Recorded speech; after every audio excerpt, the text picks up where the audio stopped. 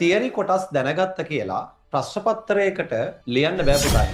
ආයිබෝන් පුතේ මේ පණිවිඩය 2026 වර්ෂයේ 10 11 ශ්‍රේණිවල කොමර්ස් විෂය හදාරන ආදරණීය දූල පුතාලට. ඔයාලා මේ වෙනකොට තියරි කොටස් ටික කොමර්ස් විෂයට අදාළව සම්පූර්ණ කරගෙන තියෙනවා. හැබැයි පුතේ ඔයා දන්නවද තියරි කොටස් දැනගත්ත කියලා ප්‍රශ්න පත්‍රයකට ලියන්න බෑ පුතායි. එතකොට තියරි කොටස් සම්පූර්ණයෙන් ආවරණය කරගෙන තියෙන ඔයාලට ප්‍රශ්න පත්‍රයකට උත්තර ලියන විදිහ කොහොමද ලියන්නේ කියන එක වෙලාවට කොහොමද ප්‍රශ්න පත්‍රයක් ලියන්නේ කියන එක අපි මේකට ලස්සන වැඩසටහනක් සංවිධානය කරලා තියෙනවා. පුතේ අපි අලුත් ප්‍රෝග්‍රෑම් එකක් හදලා තියෙනවා ඔයාලට.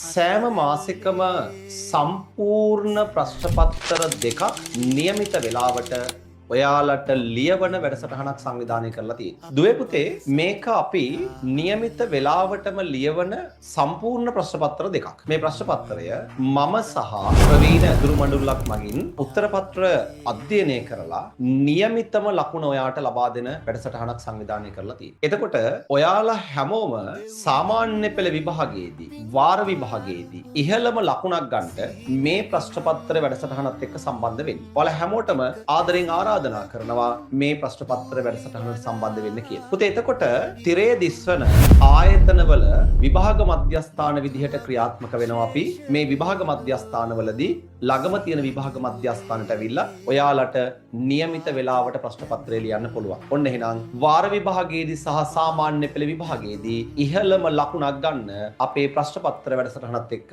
සම්බන්ධ වෙන්න කියලා ඔයාලා හැමෝටම ආදරයෙන් ආරාධනා කරනවා. මම ඔයාලගේ ආදරණීය කොමර්ස් අප්පච්චි.